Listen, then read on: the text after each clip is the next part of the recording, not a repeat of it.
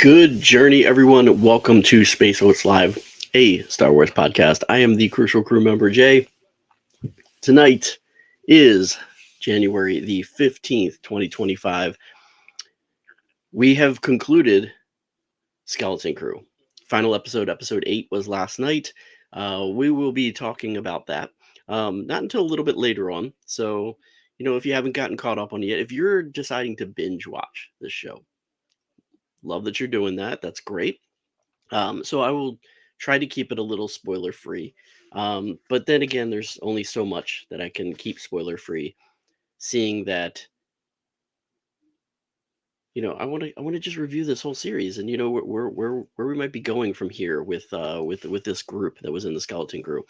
Um, Also, I have my top 5 of 2025. So last week, if you did watch, if not, you can go back and revisit, watch last week's episode. Last week, I had my top 5 of 2024 for Star Wars. And this week, I'm going to be doing my top 5 of 2025, things I'm looking forward to for 2025. Kind of probably a no-brainer for my number one, but we'll be doing that, and then also maybe a little bit of honorable mentions with what's going to happen in 2025. So yeah, we'll be talking about that, and then of course, to start it off, we're going to do a little bit of Not Long Ago in this Galaxy, which is a little bit of a segment that I do here on YouTube as well, either by posting or by going live each and every day, talking about something that's happened in Star Wars history. So you can probably see, I always do that wrong, backwards. Probably see maybe where that's going. And I'm actually Empire striking it back up tonight, basically because of Not Long Ago in this Galaxy. One of my most recent purchases, Roosevelt's Empire Strikes Back shirt. I love this shirt. I get so many compliments on this one since I've worn it. Very retro. Love this one. Pretty awesome. And then one of my favorite hats. By the way, it's National Hat Day. Did you know that? And this is one of my favorite hats that I have because it's the old Empire Strikes Back fan club patch that I had. I actually used to have the patch and the sticker and everything else. Honestly, I probably could have showed you the sticker if I could find my my Darth Vader carrying case from my action figures, because I think it's like still worn off on the back of that, but I don't know where that is. Kind of looking around, but I don't see it anywhere. So I could have probably showed you that, but didn't. So I did post in the chat. What did you think of Skeleton Crew? Pros, cons, whatever. Let me know. This is open opinion. Honestly, it didn't overall meet the high expectations I had of it in the end, but I still loved it. It was great. It's definitely up there in my I want to say top 3, but maybe not, maybe top 5, I think. So yeah, top 3 to 5 of Disney live action series. So yeah, I don't. It was very different Star Wars, which I love. So, but definitely in my top 5 of the Disney Plus series, Star Wars. So love that. And yeah, so we'll go through some of that. So hopefully we get some people joining in tonight. If not, that's okay. Please watch this later. Please hit those notifications. Hit the like button if you love this. If you like this this little podcast that I do talking about Star Wars. Very unscripted podcast that I have. And yeah, hit those subscription notifications. That way you can join me when I go live. I usually do this every Wednesday night, 10 o'clock p.m. Eastern Standard Time. Join in. Have a fun discussion about Star Wars. It's always great. I love having people when they join in. But let's go ahead and start off with what's going on right here. This Empire Strikes Back in Spanish. Honestly, there was not much that I could find to like put up there for this Not Long Ago in this Galaxy segment. So didn't really have much to go off of, except for the fact of the date of a release of Empire Strikes Back. Empire Strikes Back was released or opened for the first time in the country of Uruguay today, January 15th, 1981. So about a year after we all got to see it here in the States. Well, at least most people did. I don't remember it. I did go. I was told I was there. for the opening of this, along with my brother who saw it when he was younger. But I was an infant. I was an infant at the time, so I don't remember it at all. However, it has become fluctuating between my top one and two movies of all time as far as um, Star Wars movies. It's actually it's. I watched it again today. It's back up there. It's back up there. It's my number one. I mean, it's amazing. And yeah, we're gonna have a little bit of Empire Strikes Back fun this year. I think come in a few weeks actually. So looking forward to that. We'll talk about that in a little bit because that's actually kind of an honorable mention with my top five of this year. So it's kind of like a top 5.5.1. Yeah, let's just say that. But anyway, that is your not long ago in this galaxy for today. Again, nothing very major, not a lot of stuff happening. January 15th, 1981 was the release, or when The Empire Strikes Back opened in the country of Uruguay. So Uruguay predominantly speaking Spanish. So I just assume that that this is what the poster looked like. Honestly, I don't know if this is actually one from Uruguay. I just put this up there because that's the way I wanted to handle this. So that is You're Not Long Ago in This Galaxy for today. Again, I do this segment posting on Instagram. Not Instagram anymore. I posted on YouTube on a different channel, on a different playlist. So you can go back, you can look at all of the ones from the beginning of the year, going through little things that have happened each and every day with Star Wars. It's either a live broadcast by me while I'm driving to work, or a quick post. If I'm not around during that time, then I will actually post it. So that is You're Not Long Ago in This Galaxy for today. What should I do? Should I talk about Skeleton Crew next or do my top five? You know what? Since we were talking about The Empire Strikes Back, I think I'm just going to skip to my top five of 2025. Let's do that first. That way, in case we got people that just haven't watched it yet, they can turn it off when we start getting into Skeleton Crew. How about that? How about we do that? So let's get into my top five of 2025. How about that, huh? Let's do that. So we're gonna start with number five. Last week I really botched it. I said I was gonna do a countdown and get to my number one, and then I just totally, threw that away and wasn't paying attention, and then posted up the picture of my number one and all that stuff, and it was kind of crazy. Anyway, this is my number five of this year. Young Jedi Adventures. We don't actually know when this is actually going to be released this year. So we are halfway through season 2 of Young Jedi Adventures,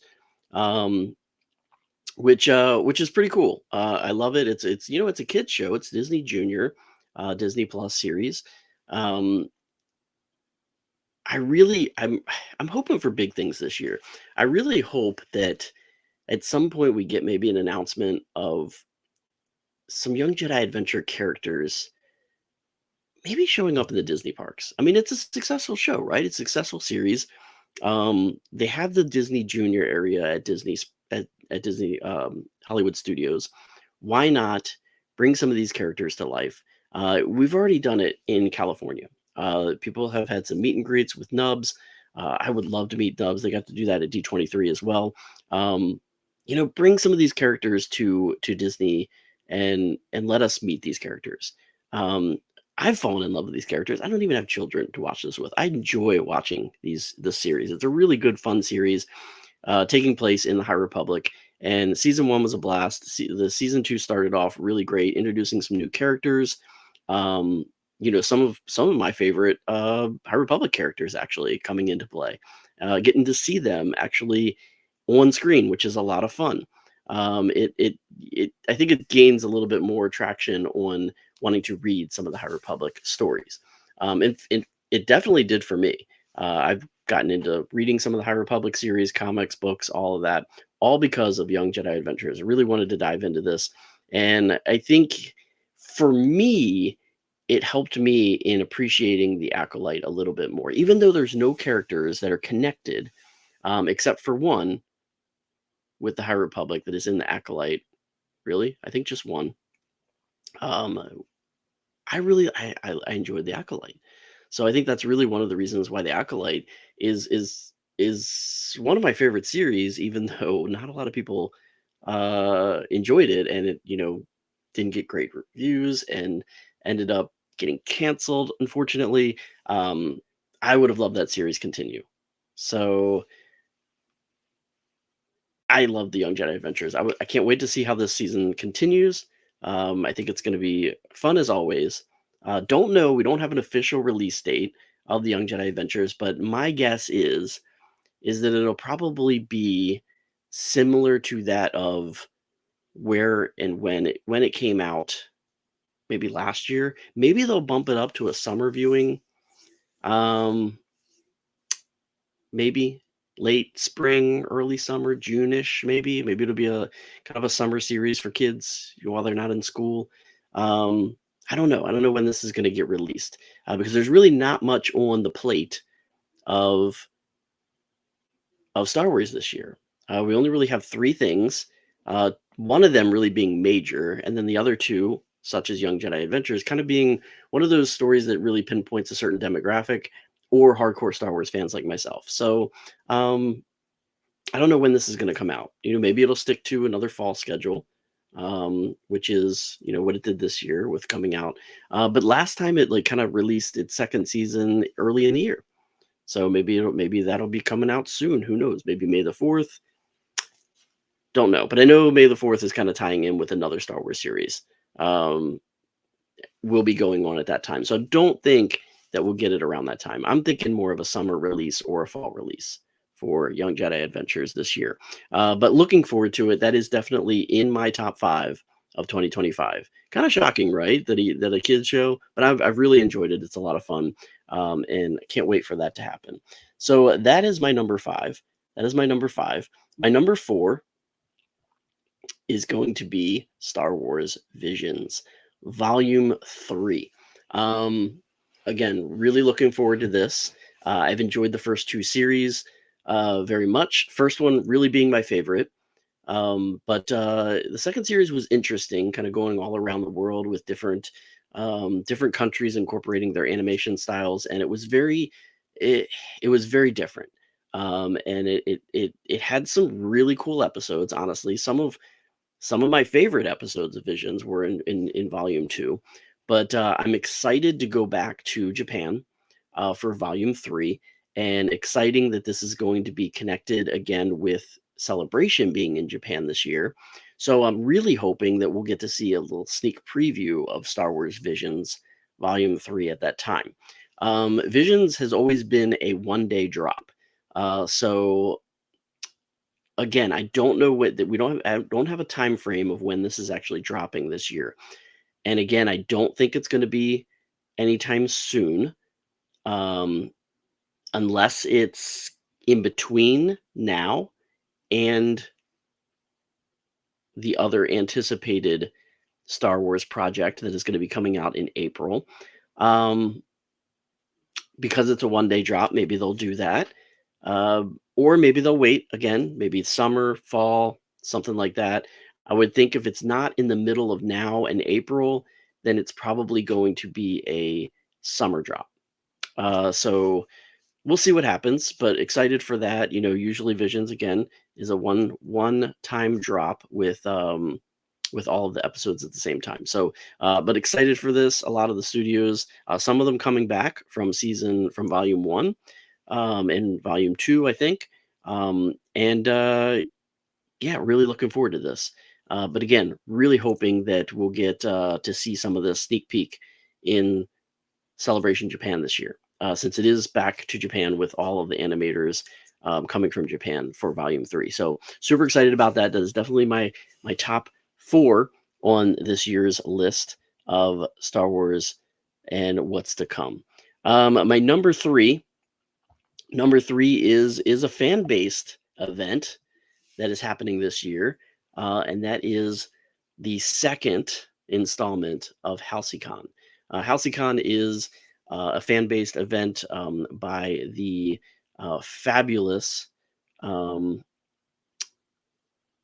fabulous team of Martin and Christine from um, really great friends of mine who came on the Star Cruiser and had created such a great podcast based off of the Halcyon Star Cruiser, and yeah, it's just been a blast to just meet with them, be on their podcast, to becoming friends with them, and I really enjoy it when they're around. They're just such a great couple. Them along with Drew, who is with the podcast with them, and also came with them on a lot of the voyages, and they did muster meetups before some of the cruises, which was fantastic. And then you know what, when the closure hit, it was one of those things where, what are we going to do to continue on, to move on, to celebrate the amazing um, experience that Galactic Star Cruiser was. And they wanted to put on this fan based convention. And they brought it to Orlando last year in October, and it was called HalcyCon, and it was great. It didn't really, I mean, it was all of us Star Cruiser fans joining together, but it didn't really focus on Star Cruiser most of the time. Like, it was based around Star Cruiser, but it was just, how can we learn from it? What can we do moving forward? What can we do with immersive storytelling? What can we learn from that? What can we um, how do we take what we experience there and take it to different forms of life, whether it be food, entertainment, just social networking, just it's just a mind-blowing experience. And what a great group, great community that we have there, with the Star Cruiser family, and then even now some that never even got to voyage, joining in and being a part of that community, uh, just learning from it and looking forward. What's next? What can we do next? So HalcyCon 2, going to be this fall. Um, can't wait. Hope to be able to, kind of help out with that again this year. Did last year, and yeah, I'm really looking forward to that. So that is definitely my number three this year, because that was such a fun fan event last year, and I really want to be a part of it this year. Really want to be there this year with that, and do whatever I can to make it successful. So it's such a fabulous group of people that are in that group. So it's just so fantastic. So that is my number three for this year. My number two. Let's talk about my number two. My number two is going to be Andor season two. Uh, so excited for this because Andor is my favorite Star Wars Disney Plus series thus far that Disney has done. It is just so gritty. It's so, I mean, it's gritty, but at the same time, it takes you into the politics of what's going on in the Republic and the Empire, and um, I'm actually just I'm watching rewatching season one right now. Just I love Mon Mothma, by the way. I mean, just Genevieve O'Reilly is just amazing, and I just love everything about her character, and just it just puts so much depth to her character from the original trilogy, and I really can't wait to see how this unfolds, how the different kind of time lapse is going to be for season two, because the season one kind of took place over a year. This one's going to be kind of three different story arcs, um, taking us like to different parts. So like, maybe like kind of carrying off of Andor season one, maybe, a few 6 months later or whatever it's going to be. And then some time goes by, and then another story arc, and then some time goes by and another story arc, which is supposed to lead us up right into Rogue One. So really looking forward to this season. Um, can't wait for it. And I hope we get a surprise tease with the first episode in Celebration Japan, because it basically starts right off of Japan. So we'll love it if we get to see the first episode together as a fan community in Japan. That would be exciting. That would be fantastic. Would love it. I know a lot of the cast are going to be there this year, so just can't wait for that. But Andor season two is my number two for this year. So obviously, the only thing that I haven't mentioned yet, it's got to be number one, right? Of course it is. Going to Japan. has got to be number one this year. Star Wars Celebration in Japan, April 18th through the 20th this year, coming up so fast. Just super excited, which is going to be my first time in Japan. It's going to be my first time I'm going to Tokyo Disneyland, just to experience Japan all around. Some my favorite culture in this world. I mean, favorite food, favorite dress, favorite just the amazingness of the Japanese culture. I love it. I love everything about how it inspired what Star Wars is, with the characters, the backgrounds, the costumes, just so many things. And I'm just super excited. I'm super excited to be there with a lot of people that I know, and to have some fun with them in Japan while we're there. Can't wait for that. This is just mind blowing that I'm going to Japan this year, and I love Star Wars Celebration, and it's just always going to be a part of my life now. Going to these events, and it's grown.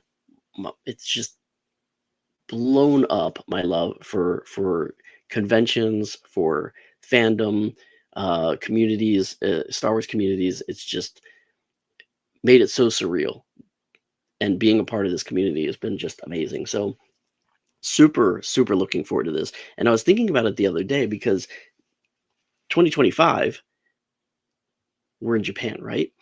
2 years later, if they do this every 2 years thing, which is now what this seems like they're doing, 2027 will be the 50th anniversary of Star Wars. So where is the next one going to be? I think it's going to be coming back to the States, you guys. I'm banking on California. I would love for it to come to Orlando, and because it did Anaheim last time it was in the States, but it's going to be the 50th anniversary of Star Wars. 50 years of Star Wars. Can you imagine? Ah, it's got to be going to Anaheim, right? I think it might be. So we'll see, because they usually announce it on the last day of Star Wars Celebration. I can't believe I'm talking about the next one. This one hasn't even happened yet. But Star Wars Celebration Japan this year, my number one. Looking forward to for Star Wars this year. I think anybody that would be going to Star Wars Celebration Japan would definitely say that this is going to be their number one anticipated Star Wars moment of 2025. It's got to be, right? Got to be. I mean, if you don't love it that much, maybe it's your first time going, but you're going to love Star Wars Celebration if it's your first time going. Again, it's just such a great fan experience, and the community, it's just so much fun just to hang out with non-toxic Star Wars fans. I have an honorable mention. I didn't even realize it, but it's right over here, right here, this right here. Mos Eisley this year is coming to Orlando in a few weeks, in connection with MegaCon, and yeah, another fan-based community event. So much fun to hang out with friends, singing some crazy emo songs that I grew up with, all cosplaying as Star Wars, and this year kind of themed as The Empire Strikes Back, which is amazing. So much fun to be hanging out with those guys. And yeah, so can't wait for Mos Eisley this year, Orlando, February the 7th of this year. One of the greatest parties in the galaxy. So much fun.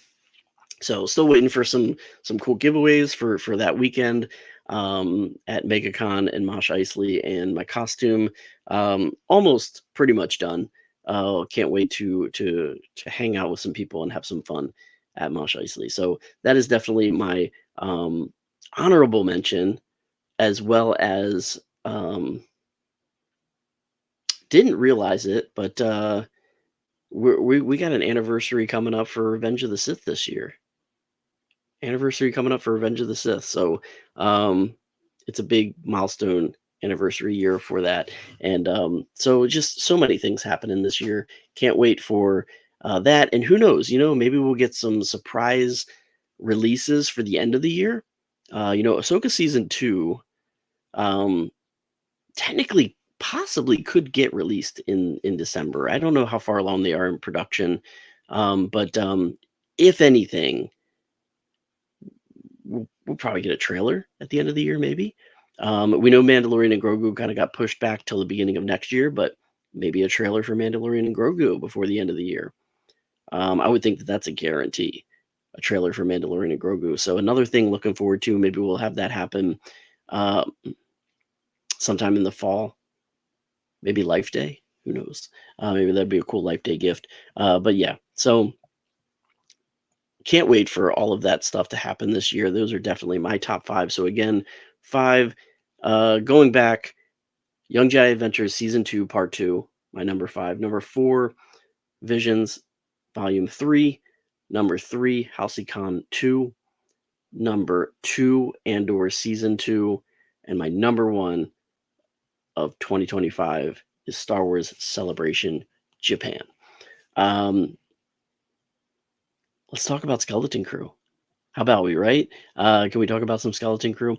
So for those of you that may or may not have seen it yet, not watched it yet, for whatever reason, you guys have not partaken in this amazing series, we're going to start talking about it. Skeleton Crew, the last episode of the season finale. Did not say series finale, season finale. They've not really said anything on is this going to continue or not. I guess they're, going to see what the reviews are, but they left it open with the possibility of these characters returning. Now this is in the Mandoverse, so all these characters should be in some way or another being connected to the movie that like connects all these series together. Mandalorian, Ahsoka, Skeleton Crew, Book of Boba Fett. All these series kind of put it together with this final, connectivity. Didn't really get any hint at how Skeleton Crew is going to tie in at all. Lots of kind of crossovers with characters in the other series, but nothing really except for one of the pirates connecting into anything as far as a crossover. The last episode was entitled, did I write? Yeah, The Real Good Guys. The Real Good Guys. So who are the real good guys? That's what I want to know. It's kind of funny because at Atten, I think even they still believe that they were doing good. But we never really got a definite answer on where or why Atten was kind of closed off from the rest of the galaxy. I don't think they were doing good. I think they thought so, but I think they were being kind of controlled. There's a lot of like separatist elements when we came through to the end of this thing. Who the supervisor was, being closed off from the rest of the galaxy. They kind of were imprisoned in a way, which it's funny because the pirates were coming to imprison them, and they, thought that they were so kind of brainwashed that they were being protected from the rest of the galaxy. But they actually were prisoners, really. So the real good guys are the good guys, supposedly kind of help come and free them. And that being the Republic, right? The X-Wings coming in the end. The B-Wing prototypes. The B-Wing prototypes. That was amazing. And, a nice Corellian Corvette coming in as well.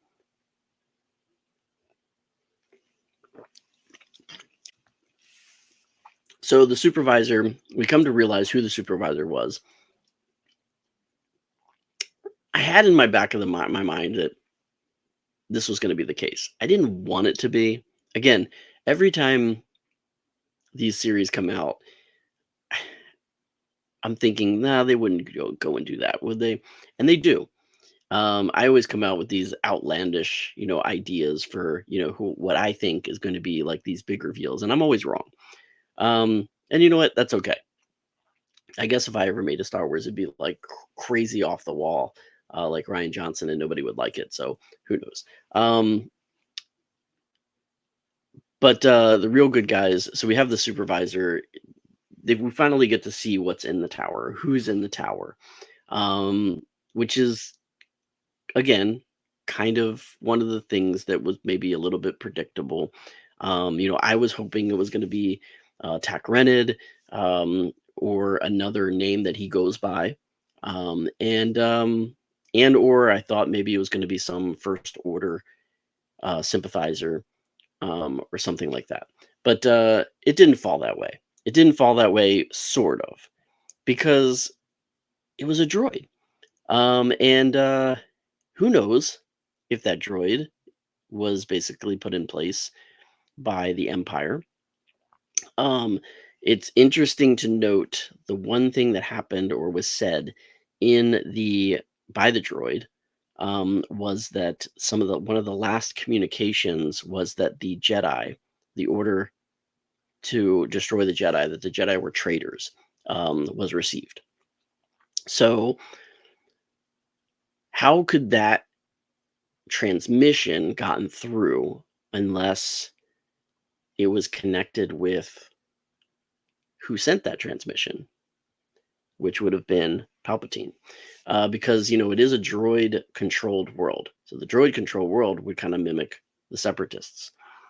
But we all know that that was kind of like a play from Palpatine using the separatist army and the droids against the Republic to form the army of the Republic to combat and then kind of build his own army so that he could control and take over with Order 66, wiping out the Jedi. So maybe this was part of Palpatine's ruse. And then also having all these credits banked would have been some way that he could fund some of these operations that he was doing throughout the galaxy. All these different things, these experiments, the scientific experiments, all these things to fund, you know, to bankroll his empire. So yeah, so maybe this technically is part of the empire, but now the Republic is there. The Republic's kind of taking control of it. Is this going to be something that is part of the war, with Thrawn? Finding out about the storage of Republic credits, that is immense. I mean, thousands of vaults on this planet full of credits, which obviously is probably one of the biggest bankrolls in the galaxy. Has to be, right? So worth a fortune for whoever controls this. So kind of curious as to how the Republic is going to handle this and when we might see or hear about AT-AT next within the Mandoverse time frame. One of the cool things about the droid supervisor, which I don't know if anybody else thought this when they saw this, but I certainly did. HAL 9000. Again, another cool like homage to the type of series that this is. Going back to like Goonies and E.T. and all these different Amblin Entertainment films, and now we bring in another classic film of Stanley Kubrick's 2001: A Space Odyssey, having the droid supervisor really look almost exactly like HAL 9000 with um, the red eye, um, there. It's just the optical lens. It just looked so much like HAL 9000. So that was a fun little, I think, throwback that was intended. That was pretty amazing. Of course, he didn't last long before Jod's lightsaber took him out, as well as the entire power grid for AT-AT and the community there. So, but yeah, again, connecting that and just the parents, the kids teaming up together. Really cool little sequence of them flying through on the bikes, the hover bikes through the city, while the pirates are trying to chase after them. Everything kind of comes together in the end there with especially with Neil, with the episode going to Atala. I think it was Atala was the name of the other AT-AT planet. Um, with on top of the school, the turbo laser that was kind of hidden on At-Aten. They didn't know it, but Neil, kind of figuring that this has got to be there, so he went up there to kind of help when KB was taking off with the ship to go get help. KB flying the ship, again, learned how to do that from um, SM-33, and she was able to do that. And it was nice to see SM-33 actually survived. She quickly was able to, reconnect his head that Jod cut off, and help use him to help navigate out into the atmosphere, and outside of At into space, to call Kim for help, to have her call her friends that with the X-wings, which is the New Republic fleet, to come and help save them. And then Fern and Wim, with their parents, kind of standing off against Jod in the tower, and then Jod really kind of really realizing that he was beat at that time. There's Kim getting called for the New Republic, which was fantastic. So, but again, overall, I really love this series. I think this series was just something that we needed in Star Wars. I enjoyed it a lot. It's definitely in my top 5 series. So really, really enjoyed it a lot, and can't wait for what comes next. Again, Andor season 2 will be next coming out, and then besides Visions and Young Jedi Adventures, that's it for this year. That's it for this year. So we I guess we'll get a lot of news Star Wars Celebration this year. So can't wait for that. But we'll have to see what else comes maybe this year. Maybe something else will be announced for the end of the year. Don't really know as of yet, but looking forward to that. Hope everyone enjoyed Skeleton Crew. I would hate to see it get canceled, like some of the other series, but we'll see what happens. That is it for me tonight. Not too much again for this week, but hope everybody has a great rest of their week.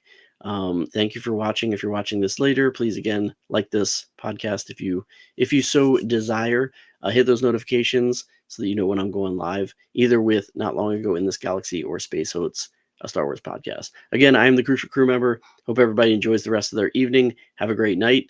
Remember to do something Star Wars, watch some Star Wars, listen to some Star Wars, read some Star Wars, play some Star Wars, do something Star Wars. But most importantly, remember, may the stars light your way. Have a great evening. I'll see you next time.